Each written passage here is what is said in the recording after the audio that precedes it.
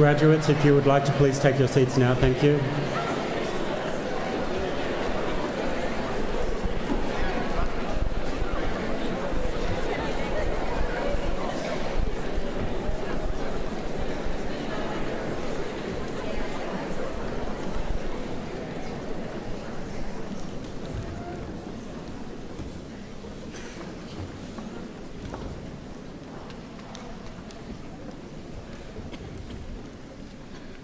Good evening, graduates. Good evening, ladies and gentlemen.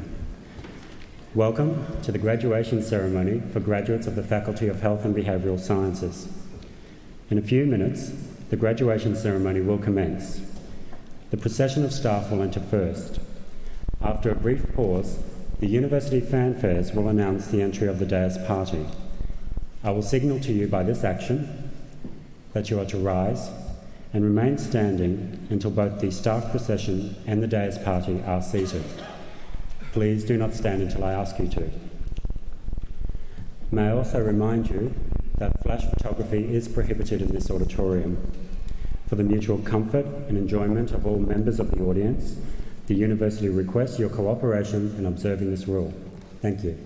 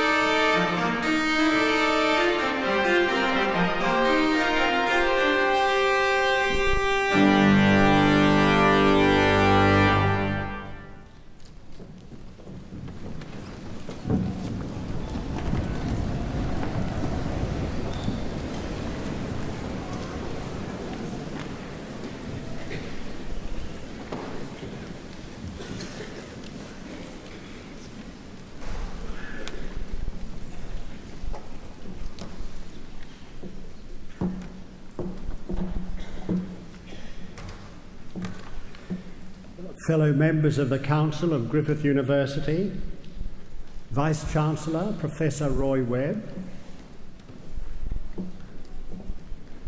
staff and students of Griffith University, many distinguished guests including Sir Hubert Opperman, ladies and gentlemen, it's the custom for Griffith University and its guests to gather to celebrate the conferral of academic awards on its graduates. While these occasions are especially significant for our graduates, their families and friends, they're important also for the entire university community. As Chancellor of Griffith University, it's my pleasure to extend a very warm welcome to everyone present, and in doing that, I offer congratulations to each of our graduates who are now rewarded for their prolonged hard work. They're entitled to feel a considerable sense of achievement and satisfaction. It's also the custom for Griffith University to bestow its degree of Doctor of the University upon recipients whom it selects for that high distinction. Tonight we honour with that degree Sir Hubert Opperman, champion cyclist and former Commonwealth Minister. More will be said about Sir Hubert later in the proceedings. In the meantime, I extend to him and Lady Opperman and his family a special welcome. We are delighted that Sir Hubert is able to share with us this important occasion in the life of the university, and we look forward to hearing his address. Griffith University has always been a progressive and innovative institution. In the recent National Quality Assurance Review, Griffith was ranked in the first band, confirming it as one of the nation's top universities. That placing, we feel, reflects not only our vigorous adoption of quality improvement policies, but also supports the university in its commitment to the pursuit of excellence, academic rigour, student welfare, equity and intellectual freedom. The university is responsive to its obligation to place its considerable cultural and intellectual resources at the service of the wider community. We are pleased with the recognition of our commitment that the ranking by the Committee for Quality Assurance in Higher Education represents. Tonight's graduates are from the Faculty of Health and Behavioural Sciences. This is one of the youngest faculties of the university, but it has already established itself as a major national focus for curriculum innovation and policy research. This year, the faculty added to its substantial array of postgraduate offerings 2 new courses, the Master of Nursing and the Master of Mental Health Nursing. With the context of healthcare changing rapidly, there is a need for the professional development of nurses beyond the threshold practitioner level. The purpose of the Master of Nursing degree course is to prepare registered nurses for advanced nursing practice with enhanced ability to carry out clinical research, now an expectation within the Queensland nursing career structure. Graduates of the course will be prepared for leadership roles in healthcare service delivery, with the capacity to assist the development of responsive healthcare policy and practice, and the ability to provide support for the development of nursing through practice-based research. Special emphasis is placed on the role of the nurse in assisting the community to make optimal use of its health resources and services. The Master of Mental Health Nursing degree course has been introduced to prepare nurses who plan to specialise by providing a program that recognises the considerable shift that has taken place in methods and settings for treating the mentally ill. The integration of mental health services within mainstream health delivery and the location of these services increasingly within the community has created a demand for specialist nurse practitioners who can respond to clients' needs within a framework of primary health care. I mentioned that 2 new postgraduate nursing courses were introduced by the faculty in 1994, the Graduate Diploma of Midwifery and the Master of Midwifery. The ceremony tonight recognises the award of degrees on the first graduates of the faculty's Honours Programme in Nursing. Also, the first graduates of the Graduate Diploma of Midwifery will receive their awards. This is the first university-based midwifery program to be offered in Queensland. The faculty has recently completed comprehensive reviews of two of its undergraduate offerings, the Bachelor of Arts in Leisure Management and the Psychology major in the Bachelor of Behavioural Science. The faculty will propose modifications to the courses for introduction in 1996. Reviews of other aspects of the faculty's offerings are planned for 1995, and in this way the faculty hopes to maintain the innovative content of its course design in the health, human services and leisure areas. The university commenced a program in clinical psychology in 1994, only the second in the state. The objective is to have this program established in the first rank as judged by international standards. I return now to the students who, having completed their studies, receive recognition of their awards tonight. They join an impressive company of Griffith graduates who've preceded them and gone on to achieve success and acclaim in their fields. Our new graduates will, I am sure, make an equal contribution. As we continue with this evening's proceedings, I express warm congratulations to each of them and extend to them my best wishes for their lives ahead. I now call upon the Dean of the Faculty of Health and Behavioural Sciences to present the graduates from that faculty who are to receive their awards at this ceremony.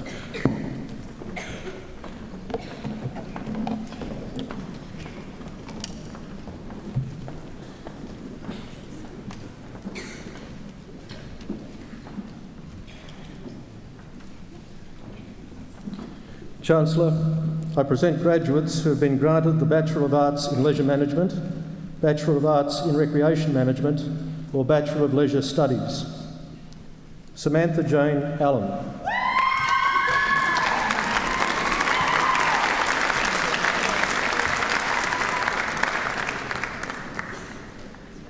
Natalie Anderson.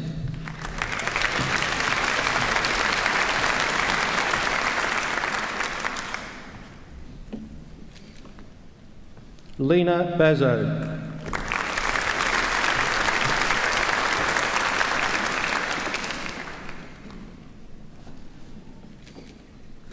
Adam Brady.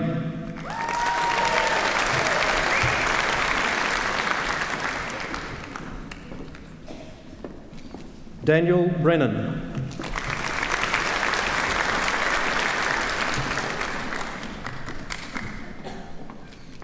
Melissa Carlisle.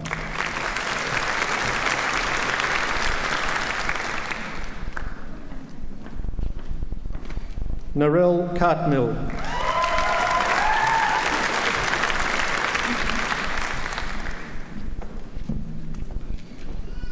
Romany Constantine.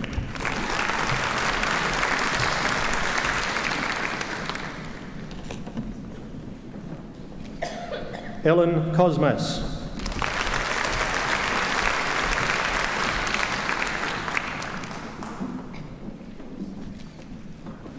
Helen Cumming.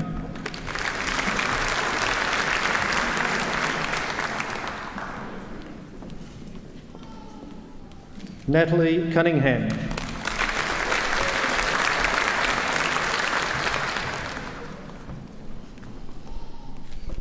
Cassandra Dixon.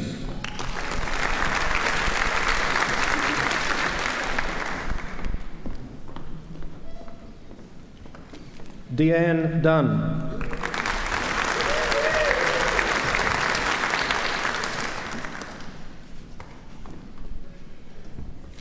Sally Edwards.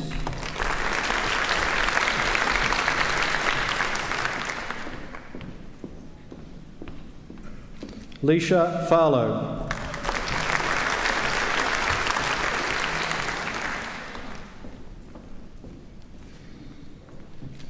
James Freeman.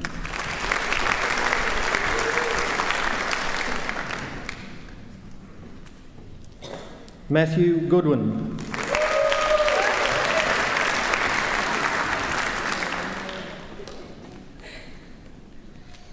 Lyndall Gundry.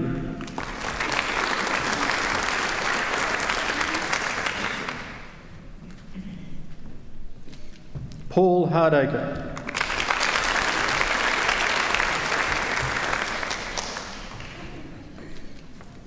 Ian Harworth.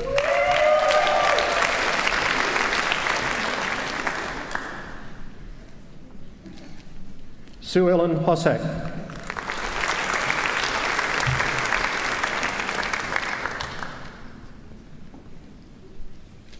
Jeff Horton.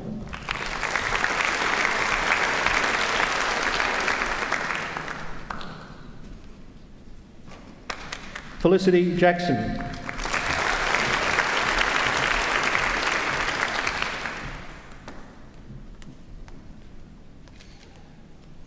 Christopher Jones.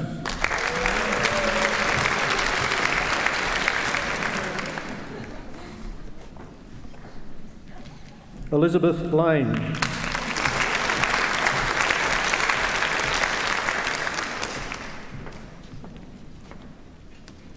Sarah Luder.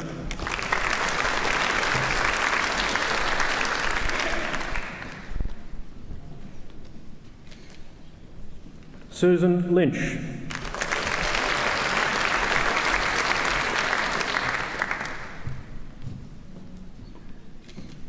Julie Lyons.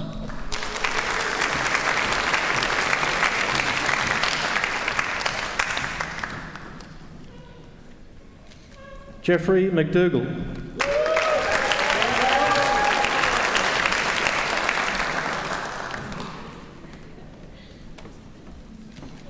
Bronwyn McKenna.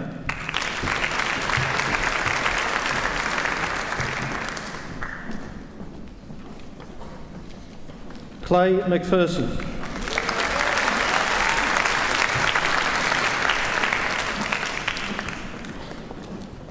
John McQueen.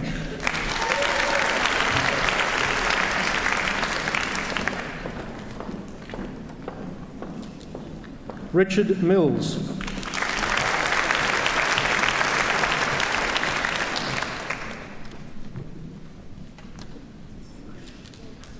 Paul Morgan.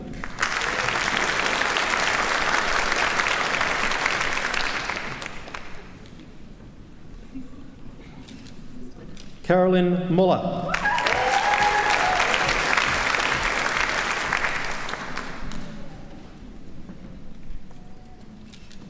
Derek Phillips.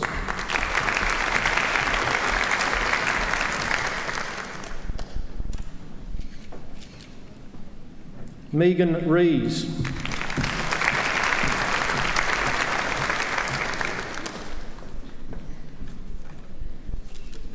Philip Reeves.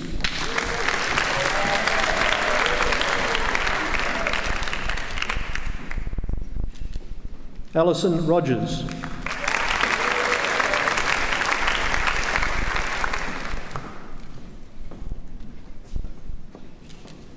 Katrina Samios.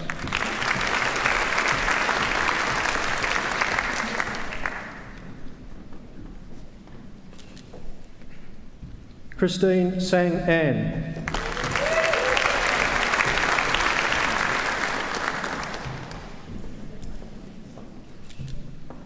Jodie Saunders.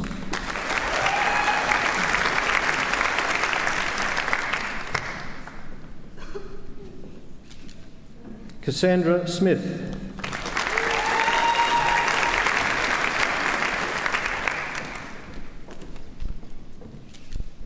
Brenton Spendlove.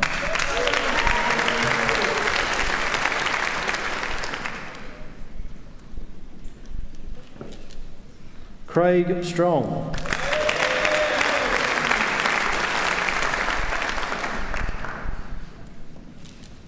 Darren Timms.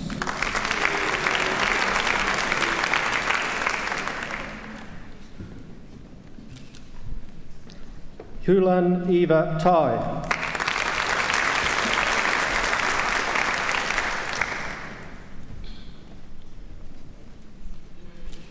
Stephen Waddell.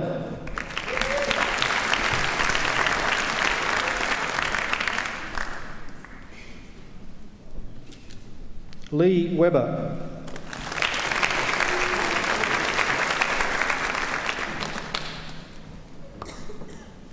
Catherine Wilson.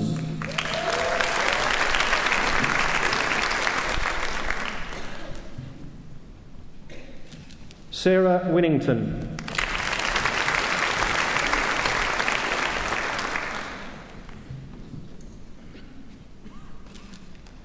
Chancellor, I present graduates who have been granted the Bachelor of Behavioural Science.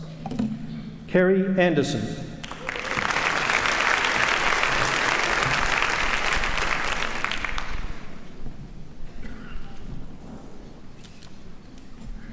Angela Hortensio.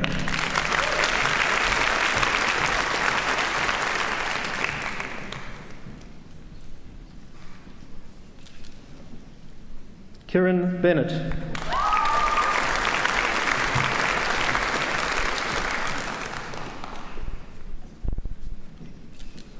Tammy Bond.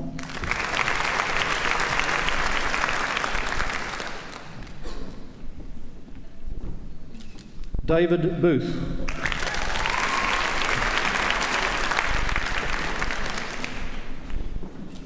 Michelle Brown.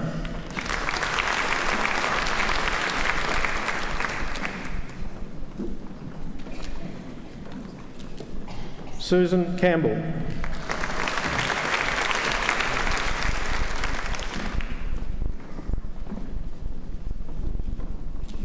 Colette Carfrae.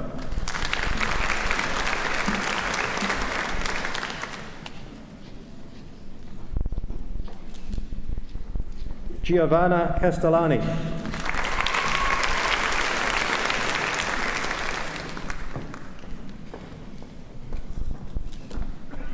Nicole Kavanagh.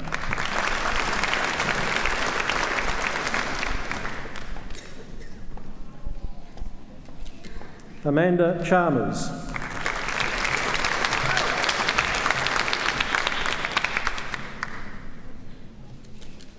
Maureen Coleman.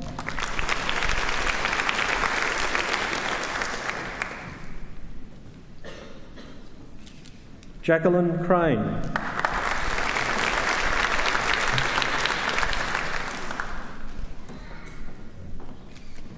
Marion Crimmins.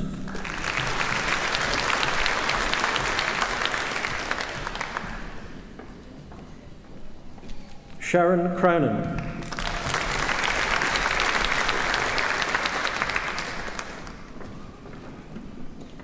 Jennifer Crow.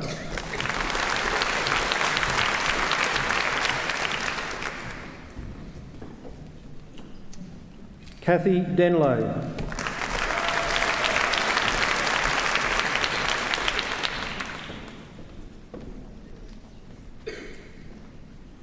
Bronwyn Diprose.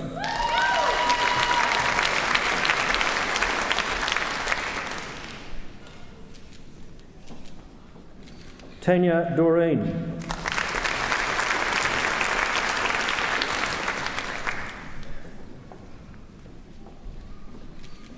Karen Doust.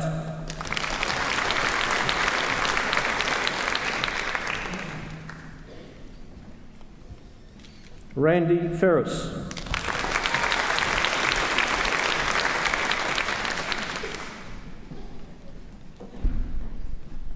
Fiona Forrester.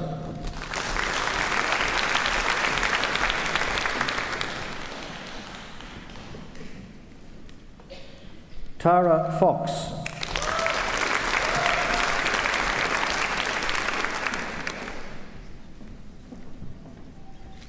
Miranda Gill.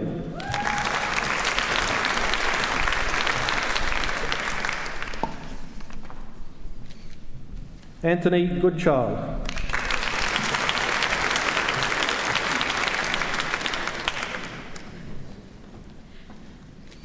Michelle Grove.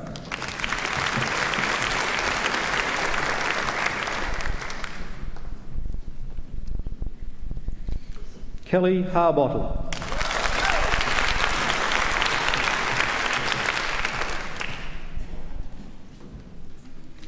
Grant Hallgood.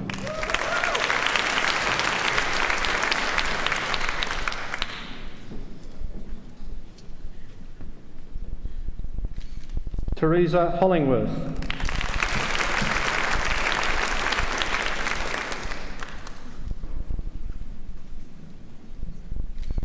Paula Jacob.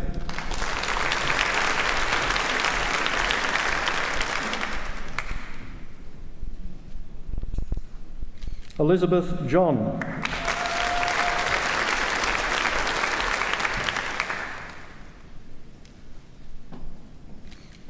Nicole Jones.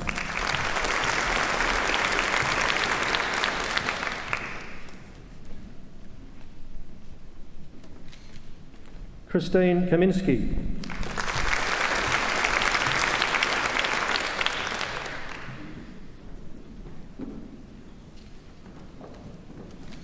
Alistair Lawrenson.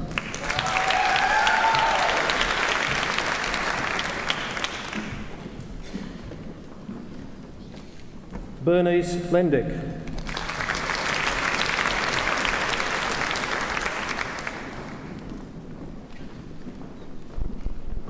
Samantha Lubeck.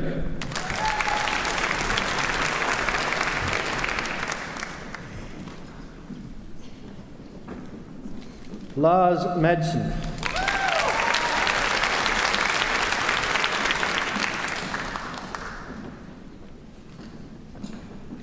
Steve Marker.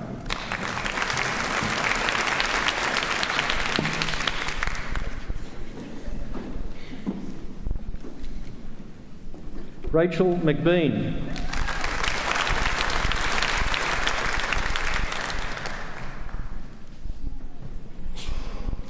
Glenn McKinnon.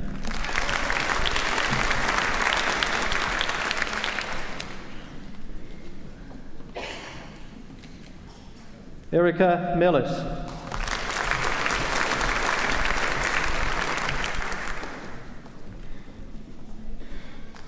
Elizabeth Miller.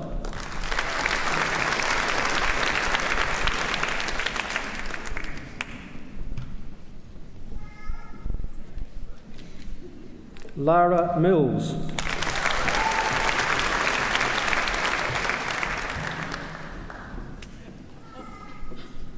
Alan Moore.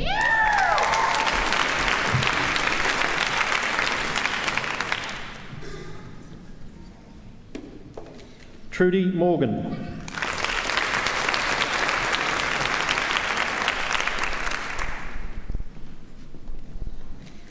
Karen Newlinger.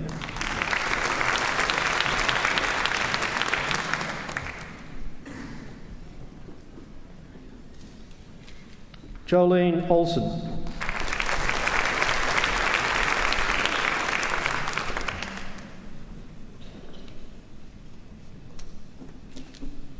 Joanne Oram.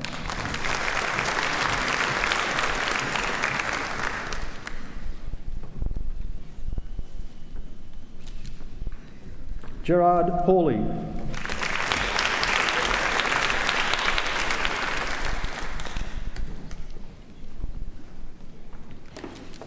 Alana Pierce.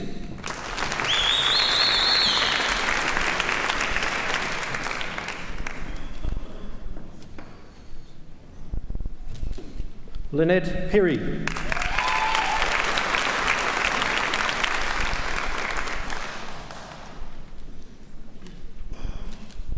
Tanya Pullen.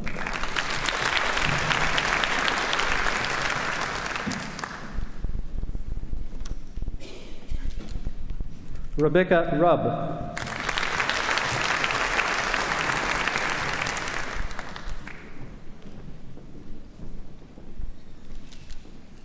Christine Savage.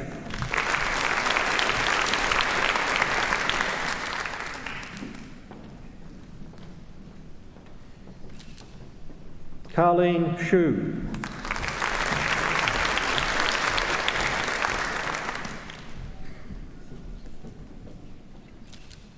Trudy Sheffield.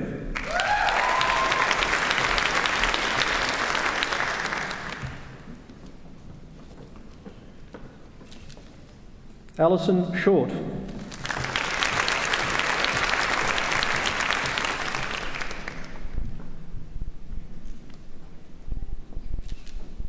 Janet Sutton.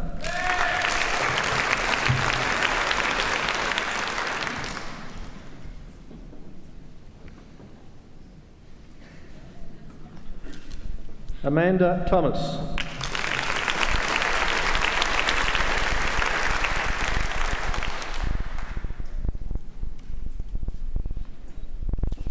Elizabeth Thomason.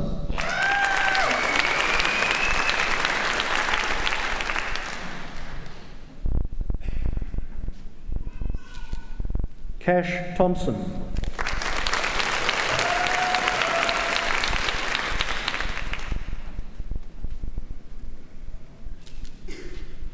Francis Tomlinson.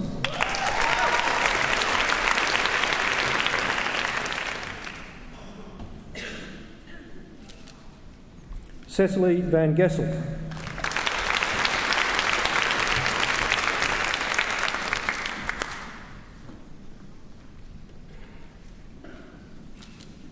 Michael Walden.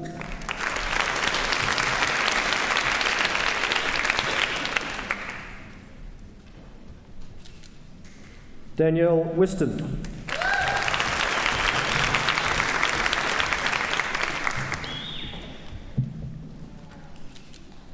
Nicole Whitelaw.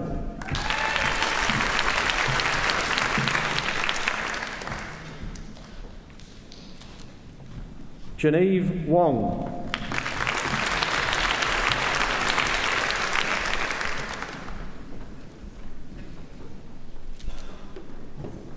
Chancellor, I present graduates who have been granted the Bachelor of Nursing. Amanda Aloha.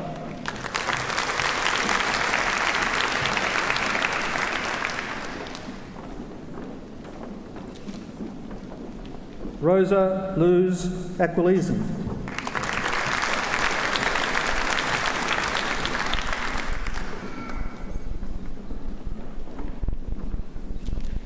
Susan Archer.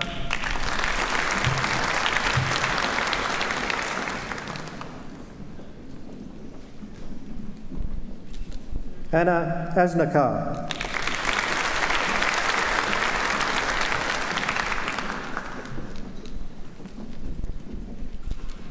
Kamini Ota.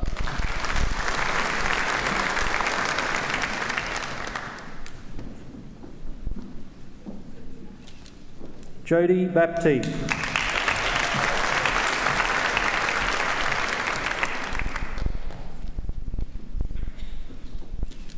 Monique Barker.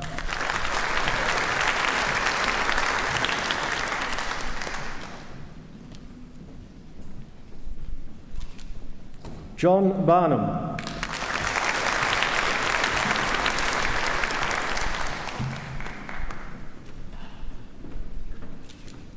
Gavin Beavis.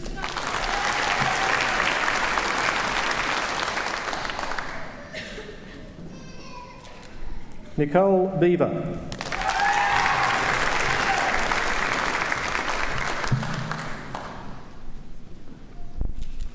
Tamara Benkovic.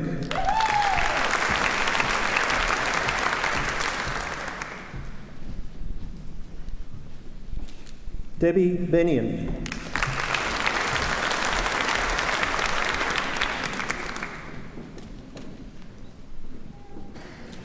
Teresa Betts.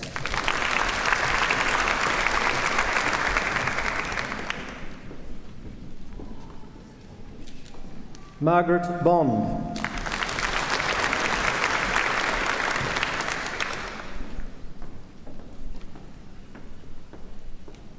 Loretta Bothams.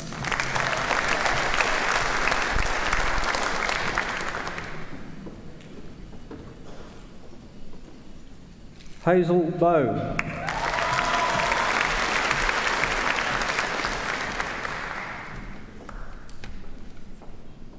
Sue Brown.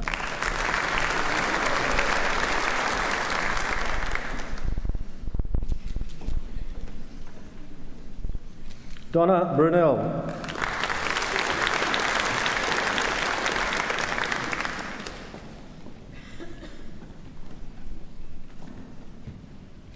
Patricia Bryant.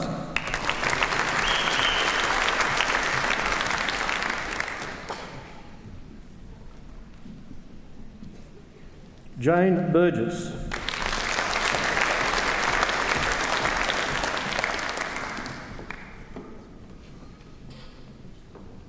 Jill Butler.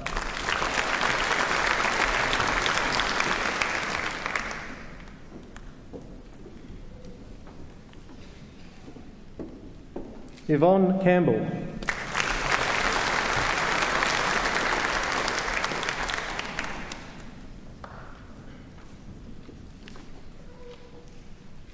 Amanda Carlson.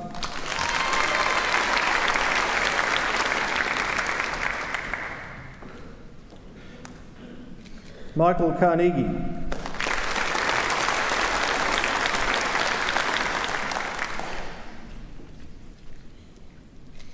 Melinda Cernios.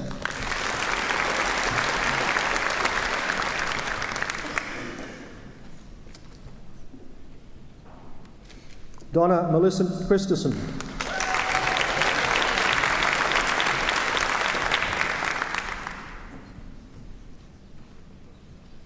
Wendy Clark.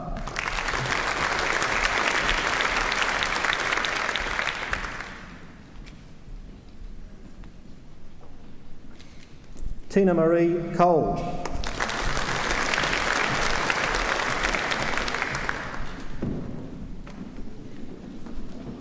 Sarah Constantine.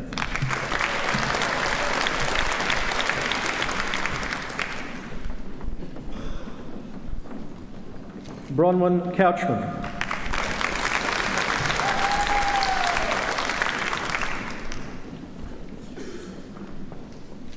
Emma Cortez.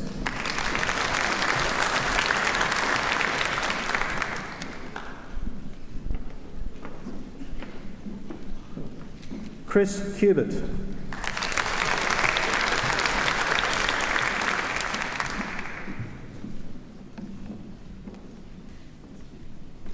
Gavin Dagg.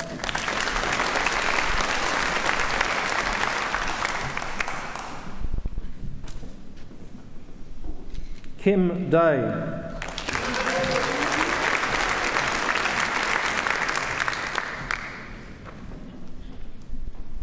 Stephanie Domagala.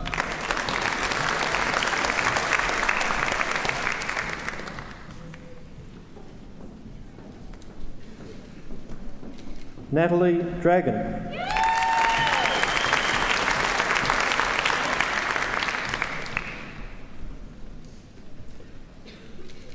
Josette Dunn.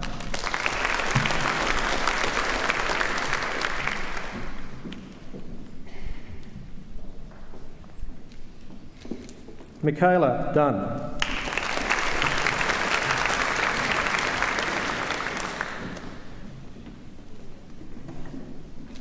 Tammy Dwyer.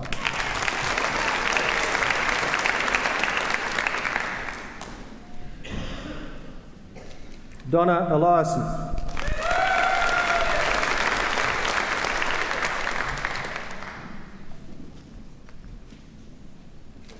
Joanna Erickson.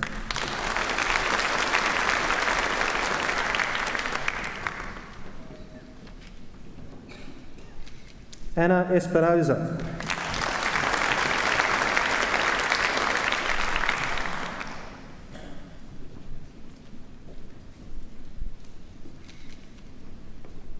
Coralie Farley Kakala.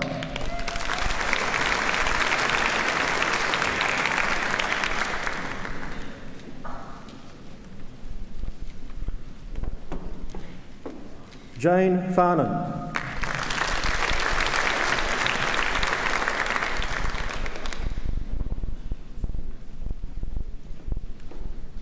Anne Ford.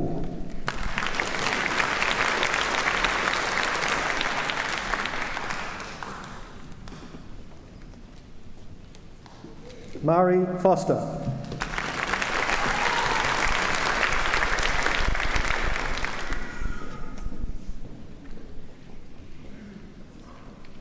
Anne Franks.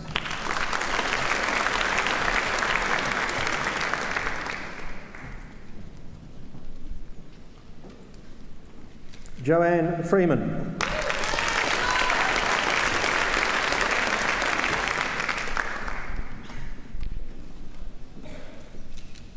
Velda Frommold.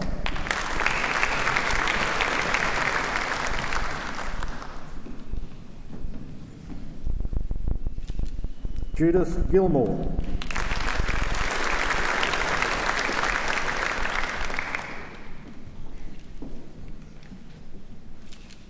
Anne Gorka.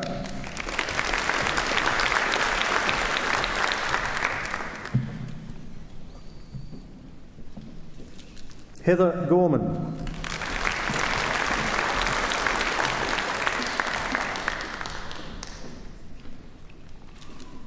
Amina Goss.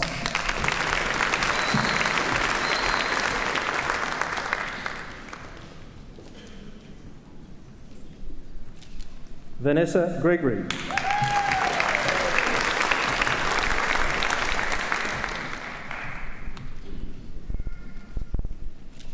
Jacqueline Hazelmore.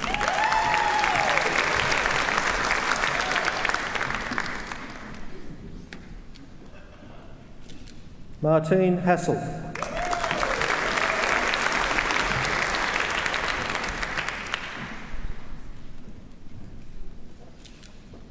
Philippa Hatcher.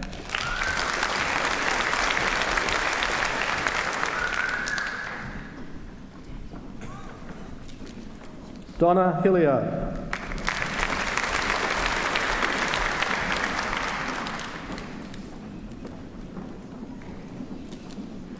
Sonia Hines.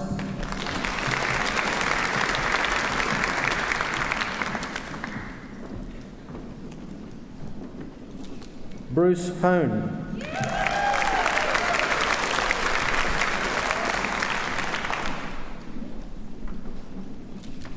Kirsten Holland.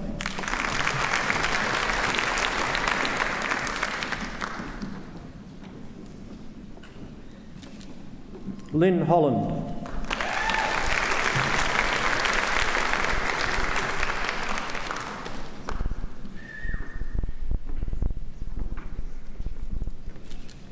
Danielle Hunter.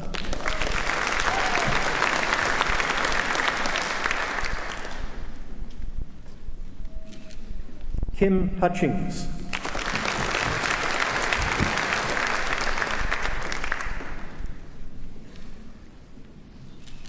Luke Hutley.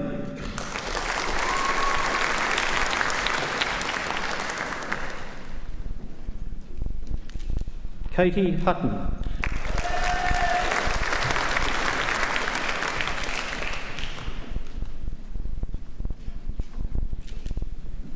Kerry Iozzi.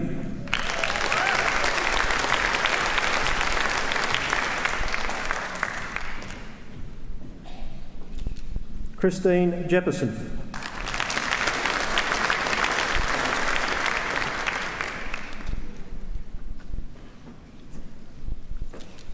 John King.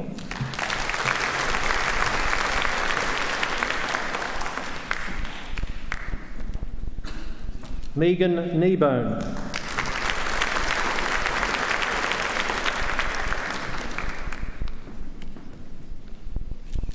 Heidi Kohler.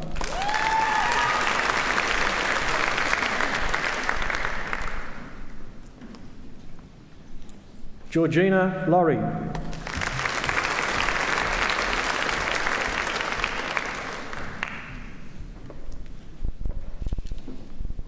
Maureen Lever.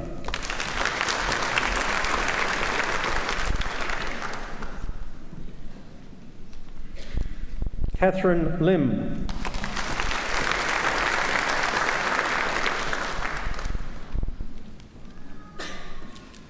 Susan Liskus.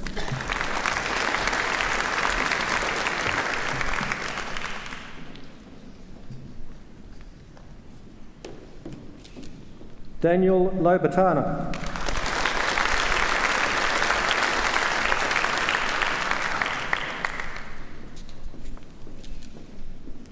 Leanne Karen Luke.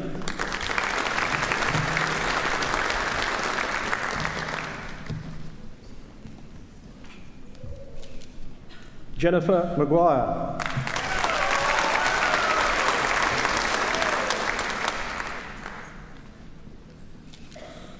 Danielle Marchetti.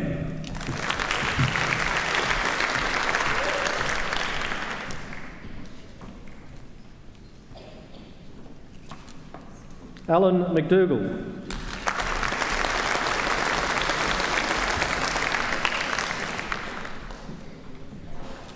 Annie McHugh.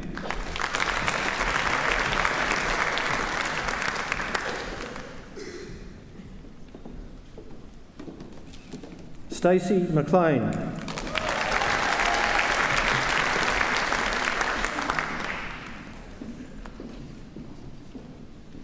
Gail McLeod.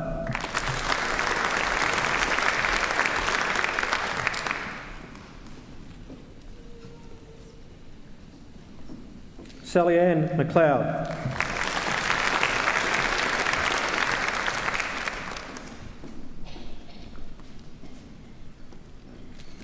Sonia McMillan.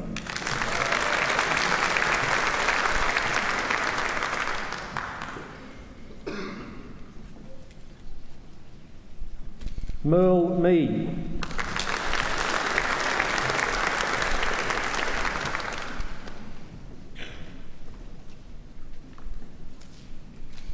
Amanda Mendes.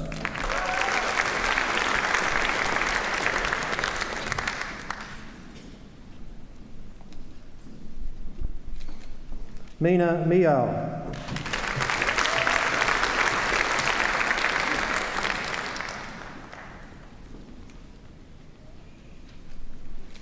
Joanna Millard.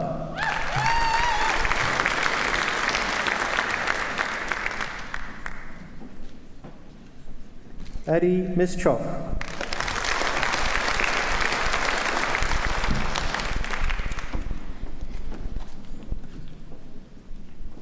Loretta Mooney.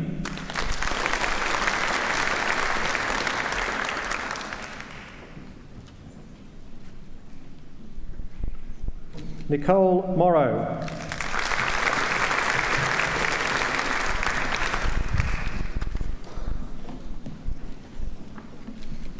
Jane Mosley.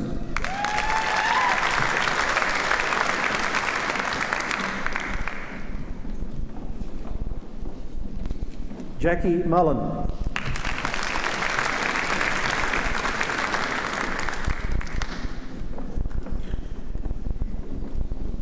Lynette Mullins.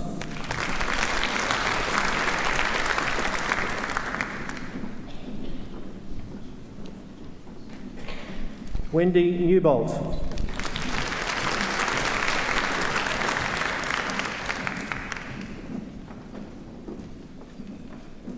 Julie Newton.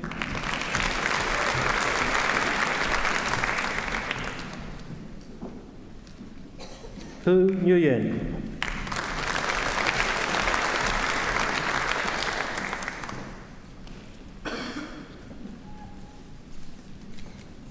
Flora Nichols.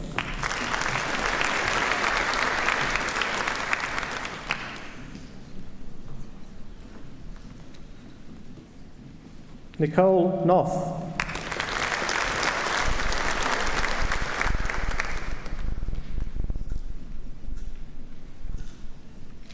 Eva Polzanowski.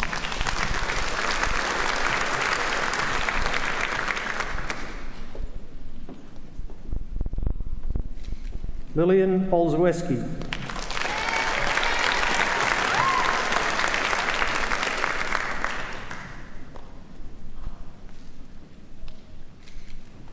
Purita Villaluz Fotiadis.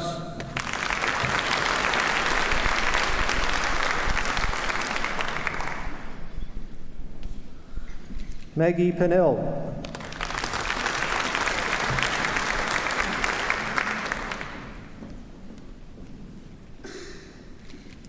Kaylee Plath.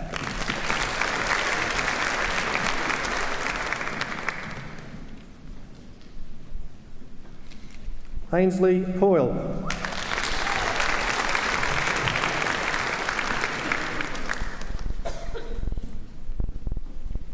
Joe Price.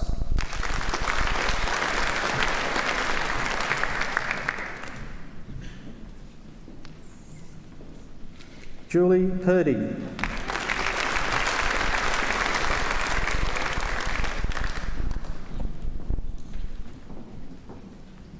Deborah Quigg.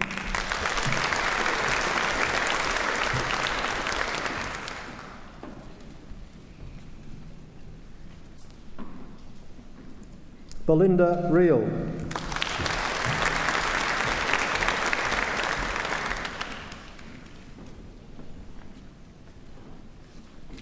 Maria Redden.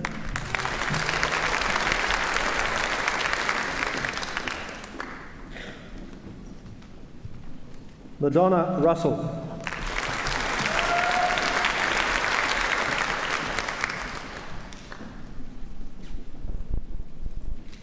Elizabeth Schofield.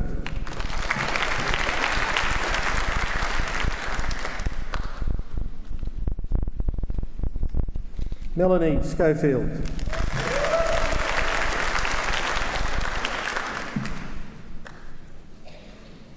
Adam Scott.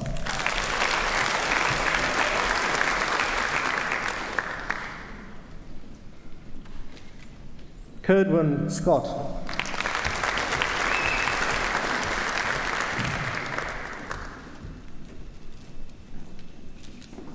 Peter Shaw.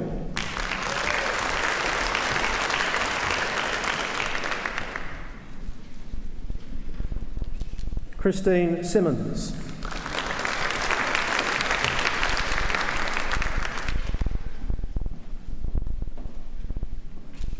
Gloria Smith.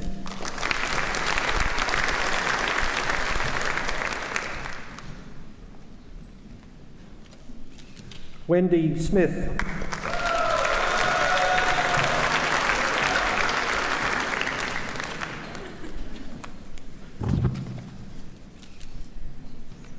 Gabriel Smithers.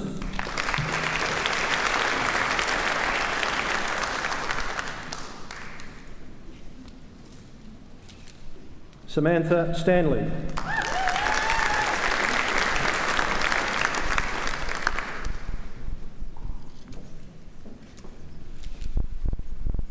Zachlina Stojewski.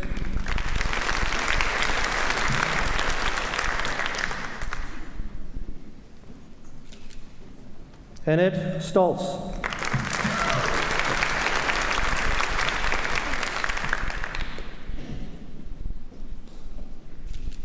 Yvette Sullivan.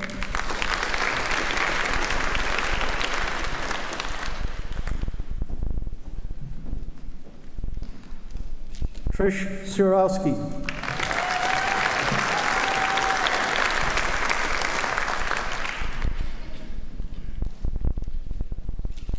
Beryl Sutton.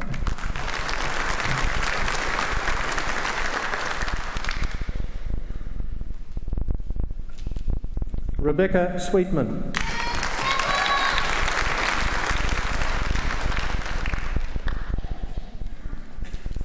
Esther Tan.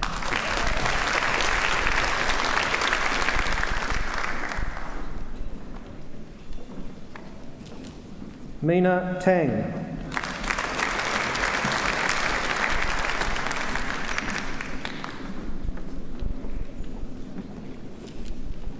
Rhonda Taylor.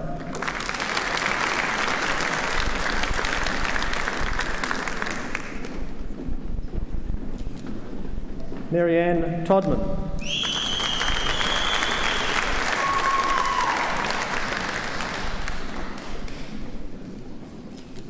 Jodie Toomey.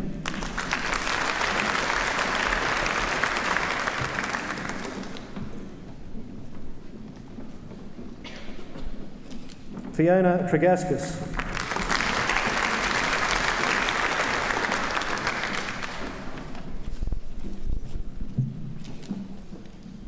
Tin Wen Tai.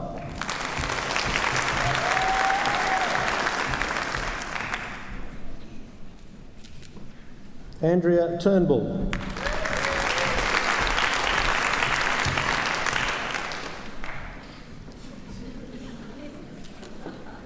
Anne Walker.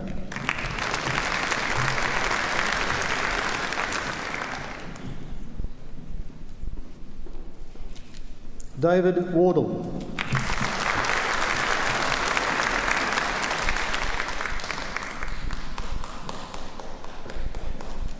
Michael Warwick.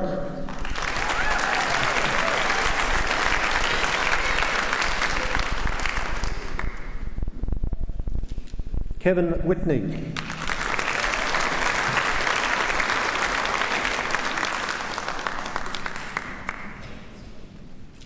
Karen Wicks.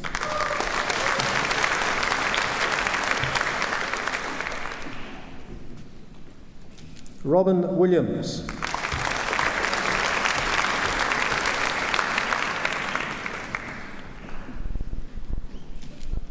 Chun Wong.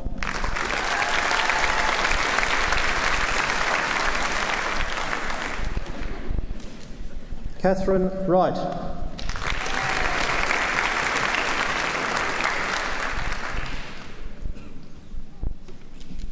Marilyn Wright.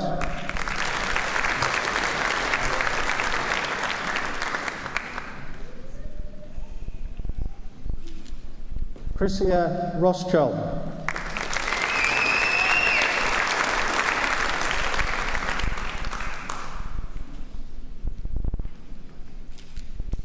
Lulu Yong.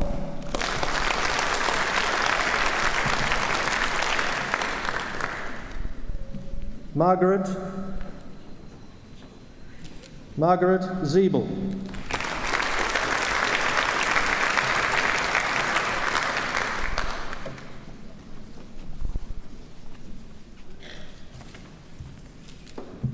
June Barkworth.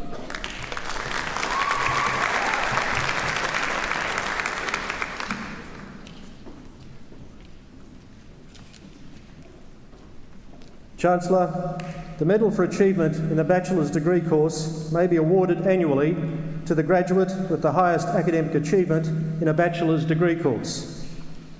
The medal is not awarded if there is no candidate of sufficient merit. Chancellor, I am pleased to present a graduate who has been granted the 1994 Leisure Management Medal, Clay Ronald McPherson.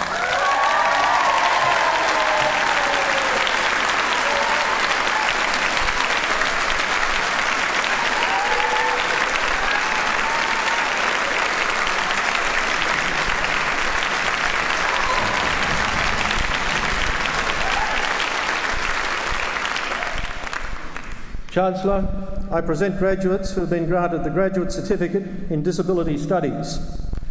Rhonda Brabham.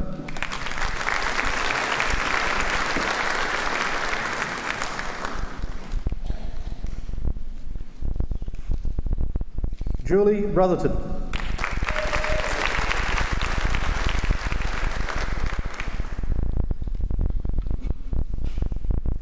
Maureen Burke.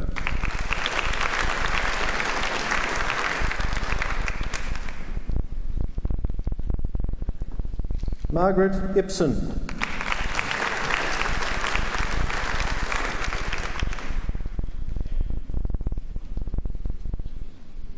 Heather Park.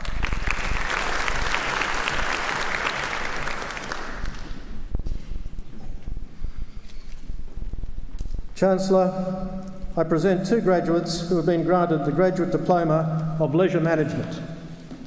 Thea Gordon.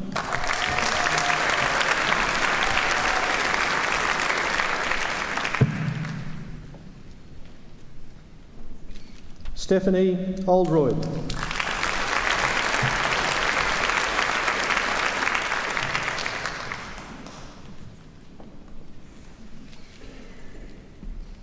Chancellor, I present graduates who have been granted the Graduate Diploma of Midwifery. Sandra Castle.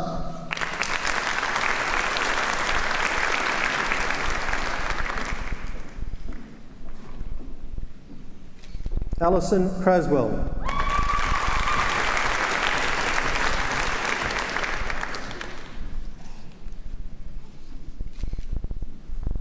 Ina Lutwich.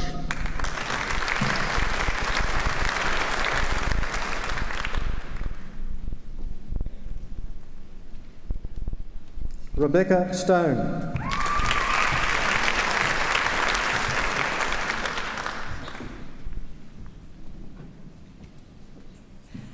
Chancellor, I present graduates who have been granted the Graduate Diploma of Outdoor Education.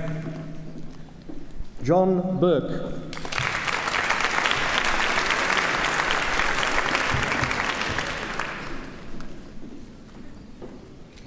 Andy Chapman.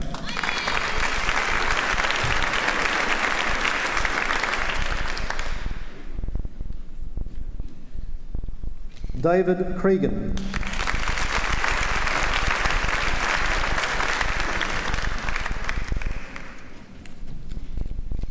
Robert Dobson.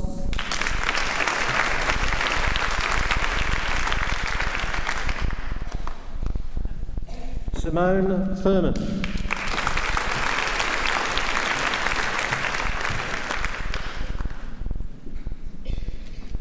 Rebecca Fox.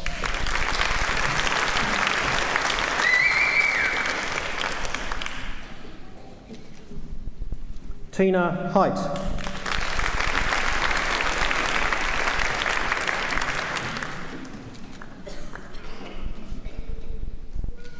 Nick Hodson.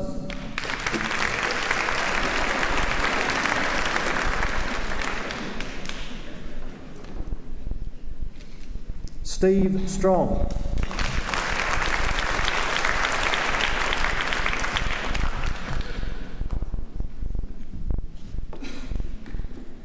Kerry-Ann Cherepsko.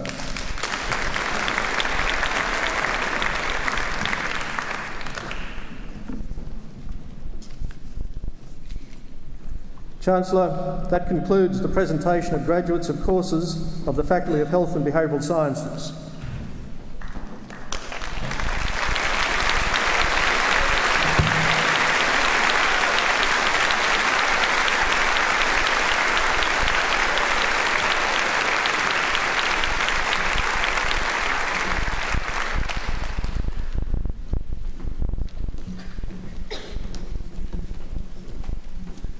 Ladies and gentlemen, there will now be a brief musical interlude performed by the Griffith University Collegiate Singers.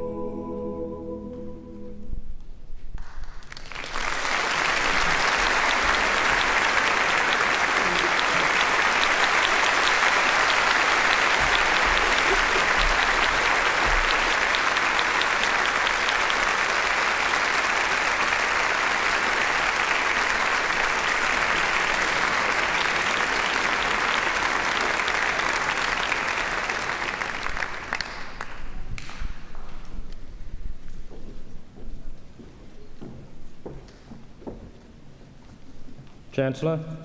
The Vice-Chancellor will present Sir Hubert Opperman, OBE, for award of the degree of Doctor of the University. However, before the presentation, we will view a short video of Sir Hubert's outstanding achievements.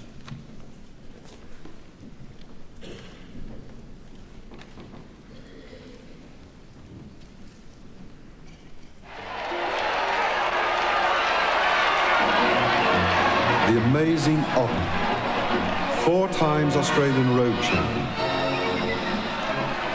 Rode in the Tour de France in 1928 and 1931. Won the world's longest road race, the Paris-Brest-Paris. Won the French Bol d'Or, a 24-hour track race. In the 1,000 miles motor paced ride in Sydney, he broke 101 records. Broke the record for the Perth to Sydney, cheered on by thousands. Hubert Opperman, or Oppie as he's more affectionately known, was probably the greatest endurance cyclist the world has ever seen. Hubert Opperman was born in 1904 at Rochester, north of Bendigo in Victoria. He was one of 4 children. His ancestors on his father's side had come from Germany to South Australia in 1853. His mother's ancestors were Scottish. At 8, Oppie discovered bikes. I'll never forget the joy that I had when I finally conquered it and balanced and pedalled. I resolved if I ever could take up a sport, it would be cycling. But first, a job. He joined the post office as a telegram messenger. Cycling all day delivering telegrams meant that Oppie built up stamina and strength. He started racing on the weekends, and at 17 he had his first success in the 10-mile event. His lifelong passion for cycling had begun. With Malvern Star sponsorship behind him, Oppie's cycling career took off. He won the Launceston to Hobart in 1922. Bruce Small quickly became Oppie's cycling manager and boss when he encouraged him to leave the post office and join the Malvern Star business. Bruce Small was a father and manager and mentor and commercial advisor for me. Oppie's riding went from strength to strength, winning the 1927 Dunlop Grand Prix, over 1,000 kilometres in 4 stages. The Sporting Globe newspaper rallied the public and raised £1,250 to send a 4-man team to the greatest road race in the world, the Tour de France. And the public demanded that we go over to France and clean them frogs up, you know. The Tour de France was over 5,000 kilometres, run in 22 stages over 4 weeks, with la creme de la creme of cyclists participating over some of the most treacherous and grueling terrain. Oppie had completed not just 1 superhuman feat, but 2.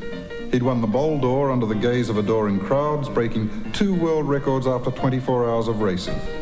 Then rode for another 79 minutes to break the 1,000-kilometre world record.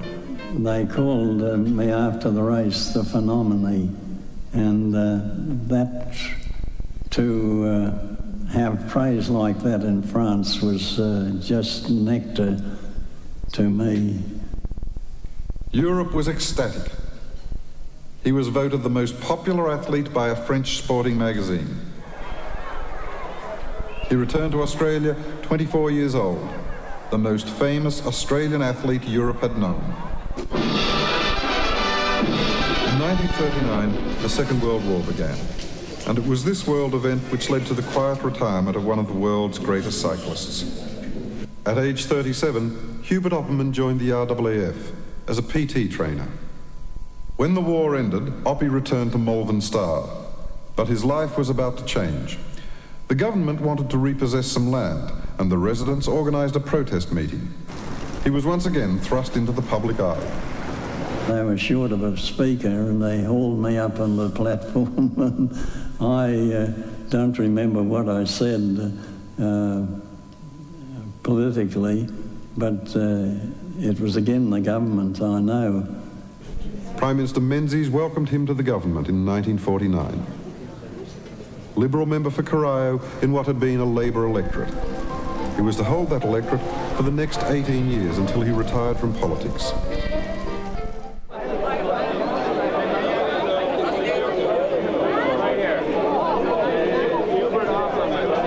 As the years have progressed, Sir Hubert Opperman has become a grand old man of cycling, and the sheer number of races and records that he broke still seem incredible. The French still hold him dear to their hearts. In 1991, he was invited to Paris for the anniversary of the Paris-Brest-Paris, which he'd won 60 years earlier. However, at 90, Sir Hubert Opperman did finally give up cycling, but not without a ceremony. As a tribute to this great Australian cyclist, Rochester, the home of his birth, has dedicated an Oppie museum to his great feats and achievements and a statue for posterity.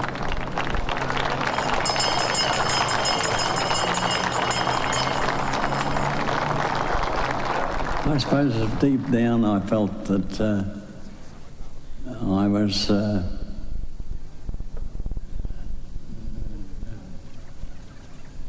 had something that other fellas didn't have.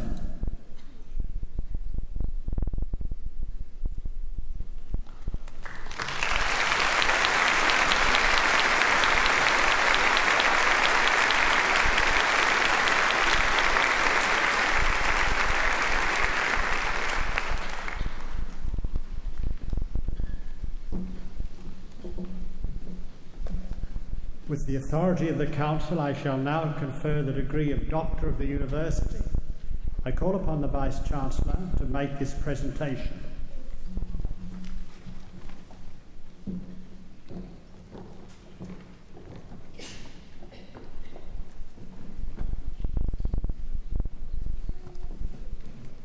Chancellor, the Council of the University has resolved to confer the degree of Doctor of the University on Sir Hubert Opperman, OBE.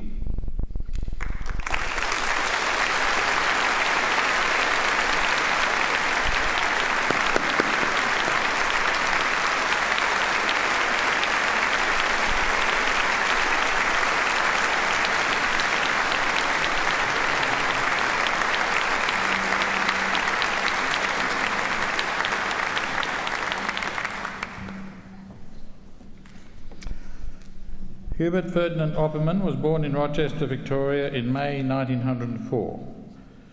He developed a fascination for bike riding at an early age, building strength and stamina by cycling around the suburb of Malvern, delivering telegrams to the local post office. In 1921, Hubert Opperman won his first major race at the age of 17, and later that year secured a job with Bruce Small's Malvern Star Cycles. This move was the beginning of a formidable partnership that would become legendary in the world of competitive cycling.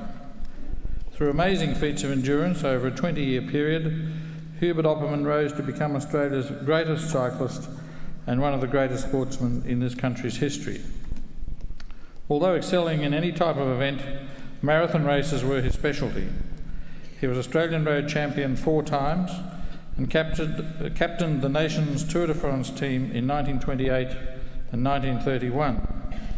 One of his greatest triumphs overseas was in winning the Bol d'Or, a 24-hour endurance race in Paris in 1928. After having both his racing bikes sabotaged, Hubert Opperman was forced within the first hour of the race to borrow his interpreter's bike, an old roadster with mudguards, lamp, brakes and upturned handlebars. Although lapped 17 times before remounting his repaired racing machine, he put up a superhuman effort to win the race, taking the lead within the 11-hour mark and then riding for another 12 hours without stopping.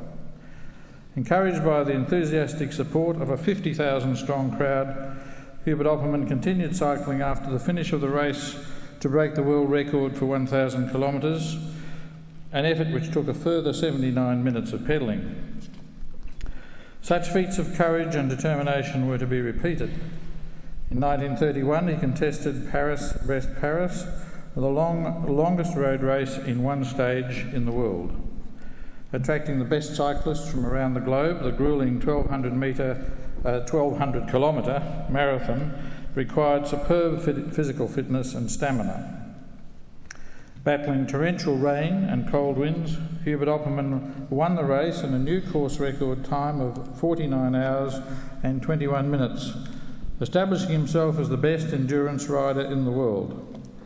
He confirmed this title in England by breaking the record for riding the length of Britain from Land's End in the south to John O'Groats in the north. Back in Australia, Hubert Opperman set records against the clock and against the terrain. He broke all motor-paced records in a 1,000-mile ride in Sydney and set a world record for riding 1,000 miles around the Melbourne Motordrome in 24 hours. In his longest solo ride, Hubert Opperman suffered atrocious road conditions across the Nullarbor before setting a record for riding from Fremantle to Sydney in 13 days, 10 hours and 11 minutes, eclipsing the old record by 5.5 days.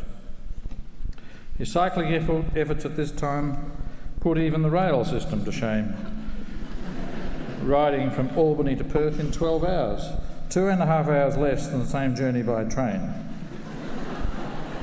Finally, in 1940, after almost 20 years of racing, Hubert Opperman broke 101 track records in a 24-hour unpaced ride in Sydney.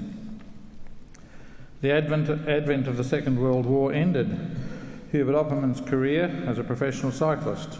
He served the RAF from 1940 to 1945 and was commissioned as a flight lieutenant in 1942. In the 1950s, he pursued a new career as a federal politician, winning the Victorian seat of Corio in 1949, a seat he held until 1967. After serving as Chief Government Whip from 1955 to 1960, Hubert Opperman was appointed as Minister for Shipping and Transport from 1960 to 1963 and as Minister for Immigration from 1963 to 1966, bringing to each position the same dedication and integrity of purpose as he displayed in his cycling days. After retiring from politics, he served as Australian High Commissioner to Malta from 1967 to 1972. Continuing a life of public service, Sir Hubert Opperman has been committed to passing on his great experience and his administrative skills for the advancement of sport in Australia. He has been the national patron for the Australian Sportsmen's Association since 1980 and chairman of the selection committee for the Australian Hall of Sporting Fame since 1985. He was also appointed Honorary Master of Sport by the Confederation of Australian Sport in 1984. Sir Hubert has received many prestigious awards in a long and distinguished career. Having received an OBE in 1952, he was knighted in 1968 and was made a Knight Grand Cross of Justice, Order of St John of Jerusalem in 1980.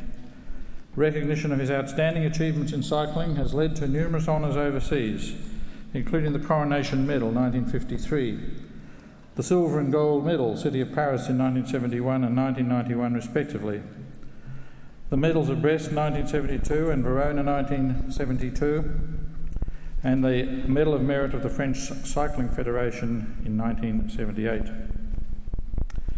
In Australia, Sir Hubert Opperman's legendary cycling efforts were accorded the acclaim they deserve when he was selected as one of 200 people who made Australia great by Heritage 200 in 1988. As Australia prepares for the Olympic Games in Sydney, the achievements of Sir Hubert Opperman should inspire all athletes not only to review and revise their target performance levels, but they should remind us all that sporting achievement and community service can continue to combine to make Australia great. It is therefore especially fitting that the Council of Griffith University should honour Sir Hubert Opperman in recognition of his distinguished services to sport and the community. Chancellor, it is with great pleasure that I present to you Sir Hubert Opperman for admission to the degree of Doctor of the University.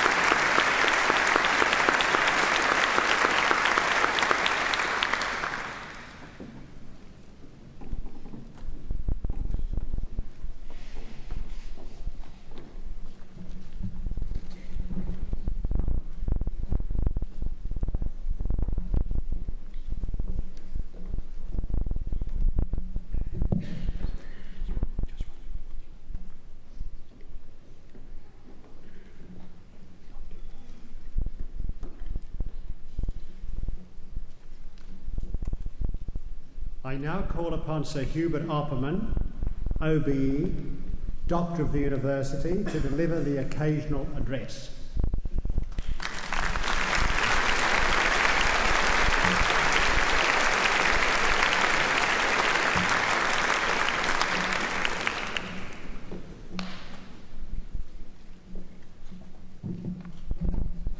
Chancellor, Vice-Chancellor,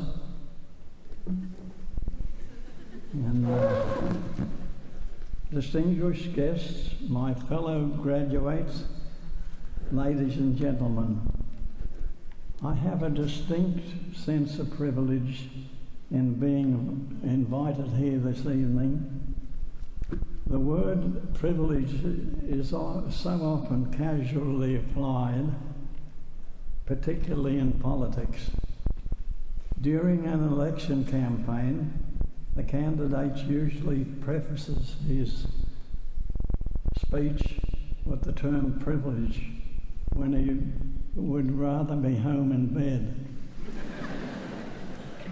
But I am rather overwhelmed by this occasion, particularly by my shortcut to this graduation. Amongst all those who have won their spurs by the sweat of their brow and burning the midnight oil to mix my metaphors, I feel as though I am trading on past performance, longevity, sentiment, and the ever-increasing interest of the modern Australia regarding antiques.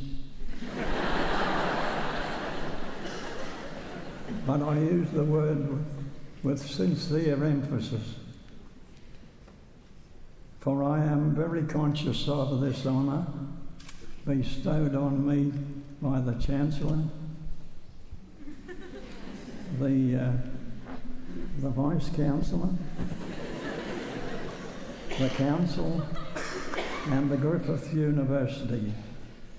I am also very conscious of my age and Ben Johnson's observation that it was a near miracle to see an old man silent, for talking is a disease of age, which makes some of the Canberra politicians as old as the French woman who turned 120 last month. The designation of my degree is Health and Behavioural Science.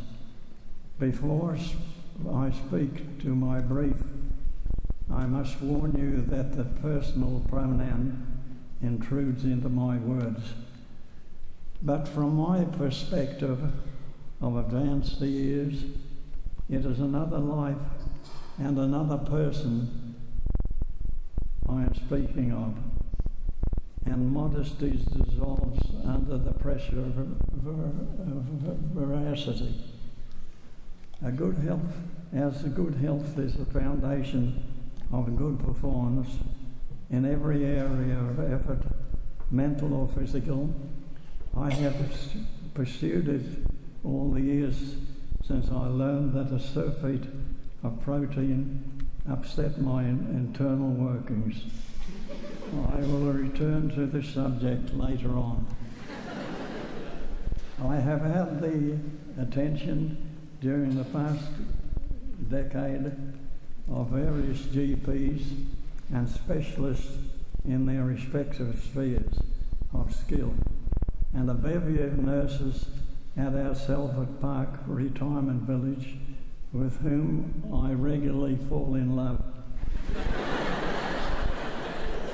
Plus a wife who answers the telephone, watches my blood pressure and medication, guards my appointment, and generally acts as a Home Secretary. I paid tribute to all and reflect that even Rolls Royces wear out and have to be serviced. My boyhood days brought me satisfactory, nourishing country food. My early days in the post office gave me daily cycling exercise during the formative physical years of my life. It is remarkable how in youthful days one could perform mayhem on one system and yet return excellent results.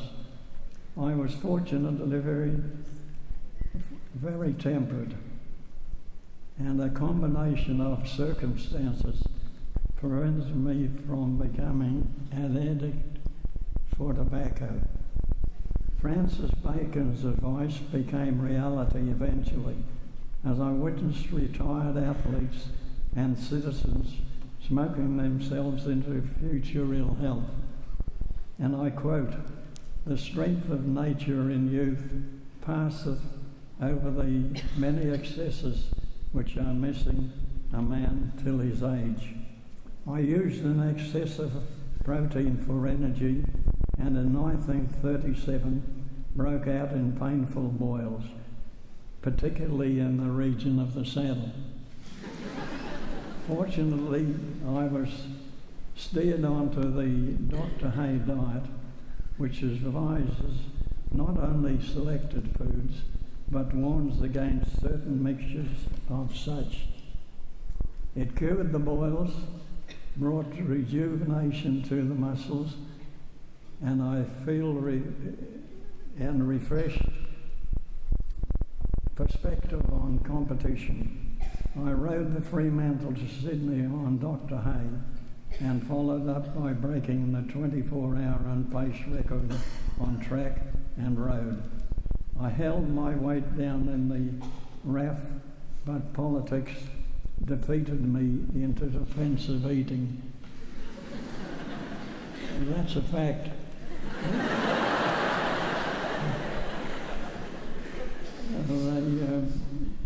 You got to the table after a session in the House and sat down, and you couldn't pick a diet.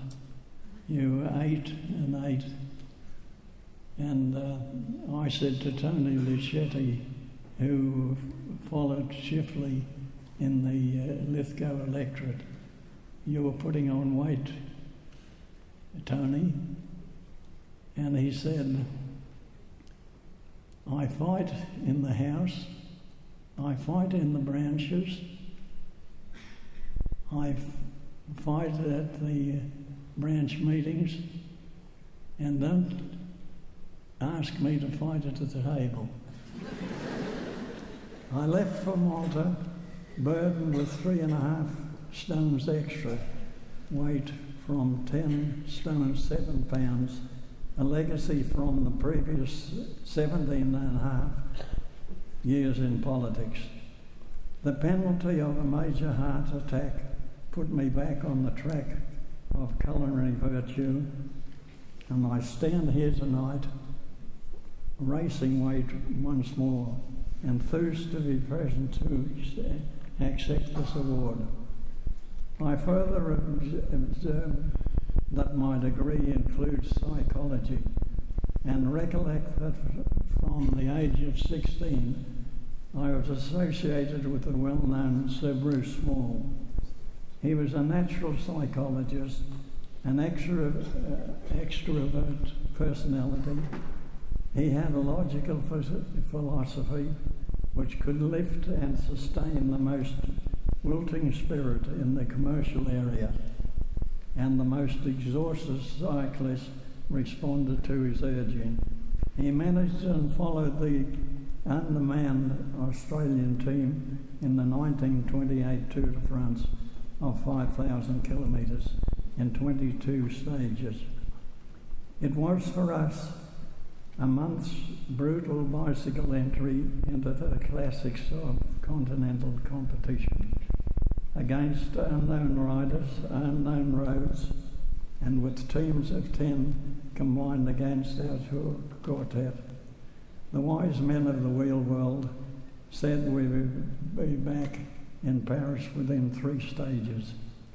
The mountain stage, 8 of them, were actually cycling nightmares, leaving at midnight with a group of 150 and facing 400 kilometres over the Pyrenees and Alps. Bruce Small cajoled, wheedled, threatened, pleaded each evening after every stage to keep us in the race. He maintained morale amongst the whole team, the mechanics, the masseurs, the transport drivers, and ultimately led his 3 remaining squad into 38th, 28th and 18th place. It was the highest form of practical psychology applied on a moving field of sport. It has been said that every man believes he has something extraordinary to tell of himself. I'll recount an extraordinary story to me at any rate, of the psychological link which existed between people.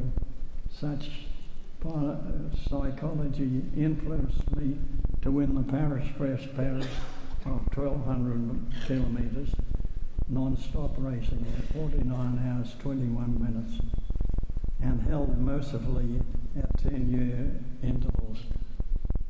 I broke away from the remaining group in the final 80 kilometres. A chasing, pacing squad of 4 closed the gap of 3 minutes, 3 kilometres from the finishing line. I despaired. Then Bruce raced alongside in an open official car and shouted out, "Keep it down, Offie, they are dead." From no other would I have responded, and kept breaking away to keep them tired. As a result, I won the finishing sprint on the track, but Bruce won it for me 3 kilometres up the road. Following the Tour de France and the Paris-Brest, I read an article by an emotional French journalist who had followed both events. He wrote, "Sport is not just a game in the sense of which the word is generally used. It is not a banal pastime, a simple distraction. When one is engaged in a fierce struggle with a rival or against time or distance, one is also battling implacably and in secret with moral forces against cowardice and laziness. It is that which ennobles sport. One cannot triumph without suffering. One cannot win laurels without meriting them. A prime requisite for the athlete is that he should know how to suffer. A victory on the road, on the track, or in the ring is the corollary of another victory won by force of energy and willpower. The easy life, the congenial climate, the sweetness of the air makes the idea of suffering repugnant. Naturally, the men who win battles on the arena or on the road are those who have been reared in the hard school of necessity, who know the weakness of the flesh and know that life's prizes are only won by the sweat of the brow. These virtues are sometimes attributable to racial qualities, as if they were inborn, and as if suffering had not for all the same bitterness. As I review my contrasting years, I recognise that the race of life is composed of various stages, and experiencing one brings wisdom for another. These young graduates have won the first stage, and how they apply the training received in the Griffith University depends on their own voluntary action to deal with the bewildering and rapid changes in commerce, professional, economic and social life. It will take dedication, determination and consistency, and they have proved they have the basic talent for succeeding along the difficult, arduous road of study. In conclusion, I thank the Chancellor, the Vice-Chancellor and the Council for the gesture and paying me the compliment of participating in this graduation ceremony, an honour which I'll will prize for the remainder of my life, short as it will conclude, maybe. With some lines from here, from Belloc, which I feel applies to us all. From quiet home and first beginning, out to the undiscovered ends, there's nothing worth the wear of winning, save laughter and the respect of friends. Thank you.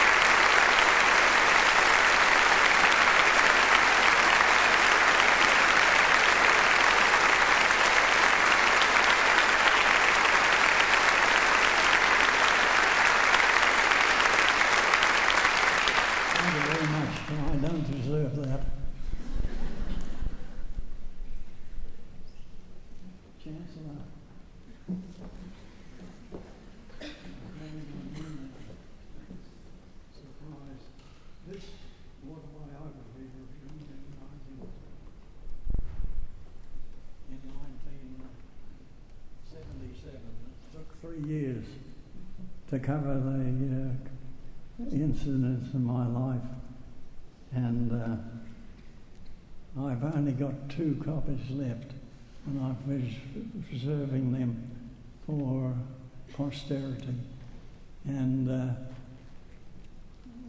I'm so moved by the ceremony here tonight and the honour you have paid me in the Griffith University that I want to give one of you at the Griffith University one of the remaining 2.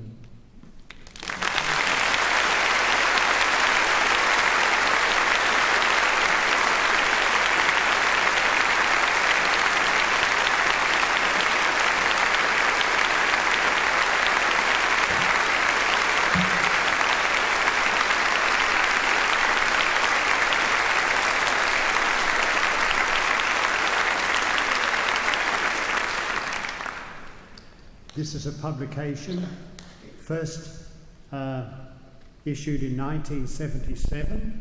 It's called, surprisingly, Pedals, Politics and People, and it's obviously an autobiography of Sir Hubert dealing with an important period of his life. We are very honoured to have one of your 2 remaining copies, and the copy you have presented to Griffith University, it's inscribed to Griffith University of Grateful Appreciation, Hubert Opperman. We shall treasure it and look after it. Thank you, Sir Hubert.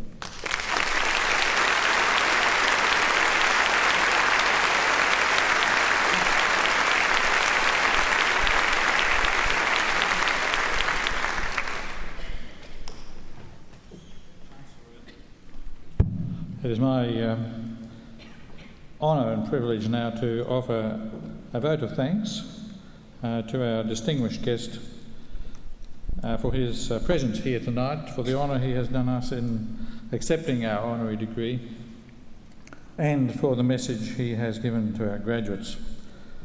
Those who listened carefully to my remarks earlier and the video will realise that Sir Hubert is about to become 91 years of age, and I think we've had a marvellous treat tonight from one of Australia's greatest citizens.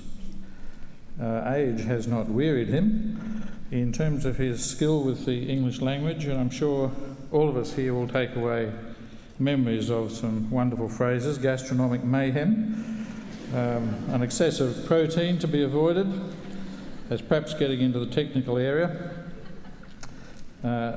Defensive eating, I haven't heard that one before, but I must be pretty good at it, I think.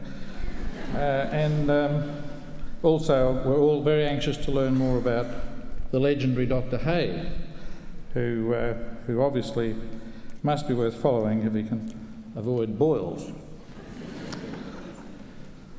This is rather a local comment, but we'll explain it to Sir Hubert afterwards. Wise Men of the Wheel World gives me a new title for Griffith, University of the Wheel World, and I'll be, as I say, explaining that to Sir Hubert later on.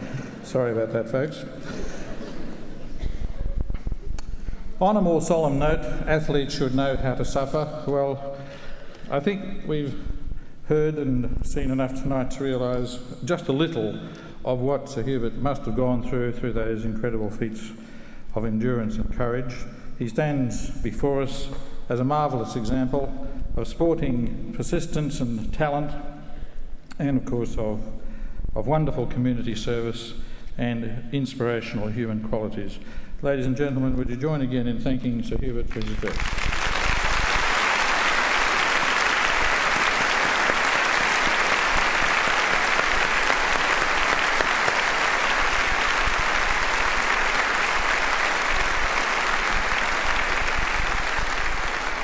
In conclusion, could I pass on my congratulations to all our graduates and encourage them to join our Alumni Association and stay in touch with us throughout their, no doubt, illustrious careers. Thank you.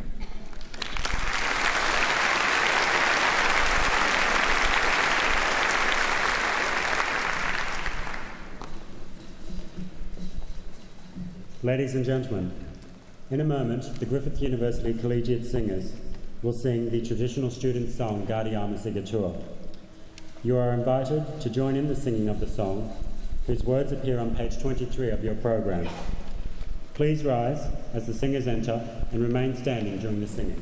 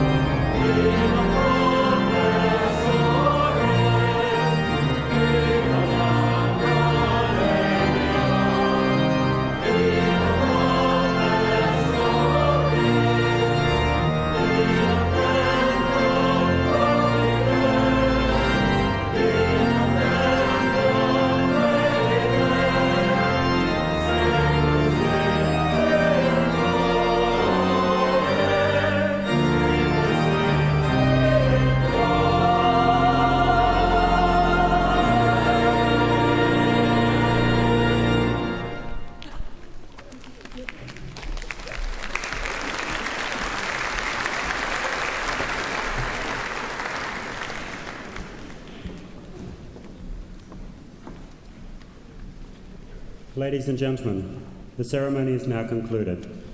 When the fanfares begin, please remain standing as the dais party, the staff procession and the graduates retire. Thank you.